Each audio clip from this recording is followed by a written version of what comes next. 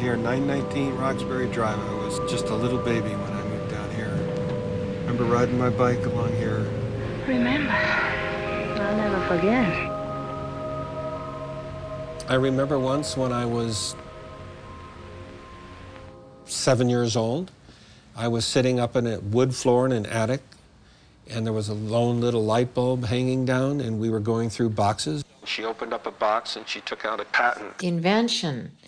When we were young, Mom would talk about, oh, I invented an anti-rocket missile device or whatever.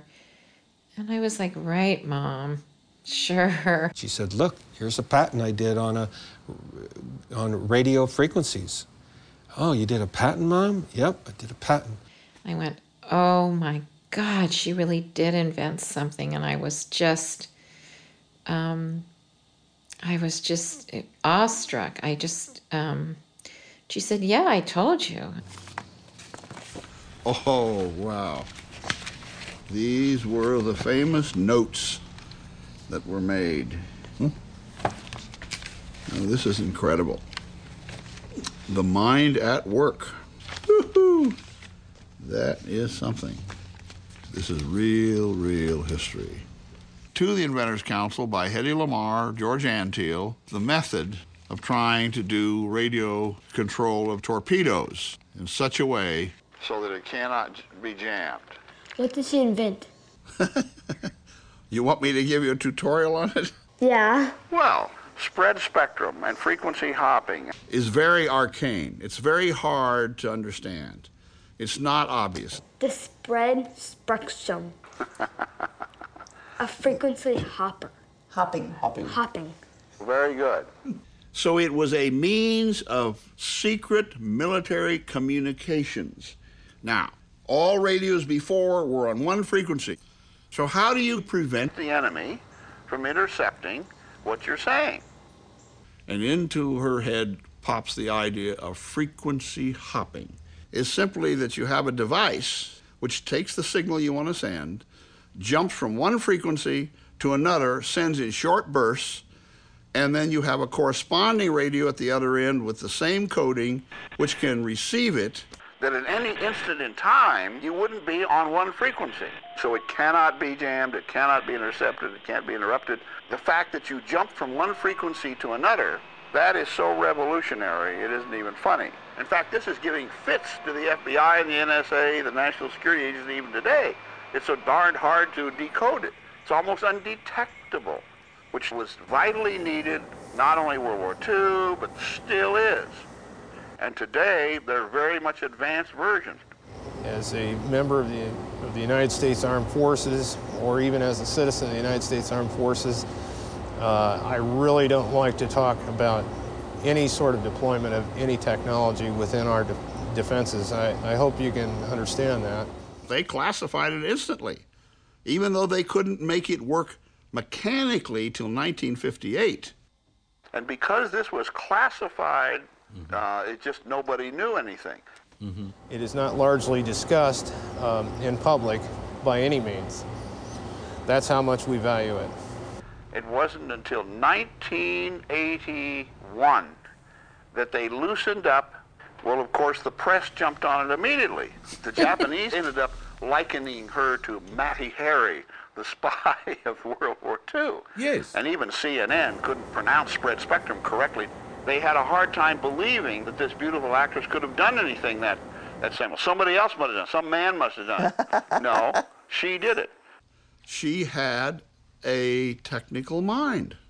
She advised Howard Hughes on the surfaces of aircraft. Oh, cool. Hedy Lamarr never got an Oscar, but suddenly she got all these awards. The Millstar Award by the U.S. Air Force and TRW and Lockheed Martin, the Bulby Award, the Electronic Frontier Foundation Award, the Chariot Award of the Inventors Club of America, and the Kaplan Medal from Austria. My mother's invention is the basis of a multi-billion-dollar technology, digital spread spectrum frequency hopping. It's her idea. Frequency hopping, multi-line wireless phones, wireless speakerphones as well. It's everywhere. 2.4 gigahertz digital spread spectrum. Digital SST, spread spectrum technology. It's Hedy Lamarr. Multi-line wireless phones. It's all her idea. The new 5.8 gigahertz digital spread spectrum technology, multi-line wireless handsets. Here it is again. Here she is again. It's all over the place. And the whole cell phone industry, CDMA, coded multiple digital access. It's everywhere. And the new Bluetooth, wireless headsets. Also PDAs, the new wireless PDAs. Wireless connections to satellites, the wireless internet, wireless networking, wireless heart monitoring, wireless data transfer. It's a huge multi-trillion-dollar business, and she gave it away. She didn't make a penny on it. Helena Troy is known as the face that launched 1,000 ships. Hedy Lamarr's is the face that launched 1,000,000 chips. Hedy's patent had expired before it was actually used. If she would have received royalties, then she would have been the richest woman in the world. Every time somebody is using a cellular phone or some sort of application in defense or just communications in general, it can't be mentioned without mentioning Hedy Lamarr's name when you're handing out the credit.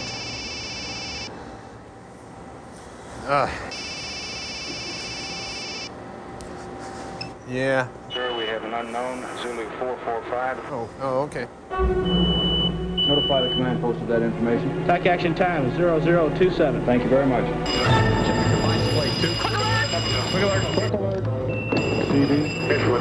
Ready, go? The Hedy Lamarr invention is the basis for GPS.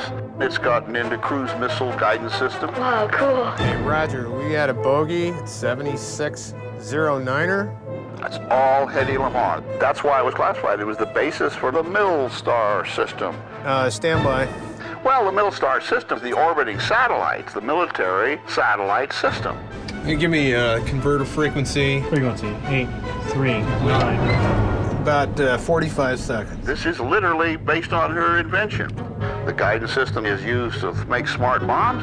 Because we just can't afford to blow up civilian areas, we got to be much more accurate. 8180162. So 90% of all the bombs thrown in this Iraq war have been smart. We should be gold. Sorry about that. Okay. It totally revolutionized the air war over Iraq. All the smart bombs coming down from above. Hedy did that. Hedy's there in all of this.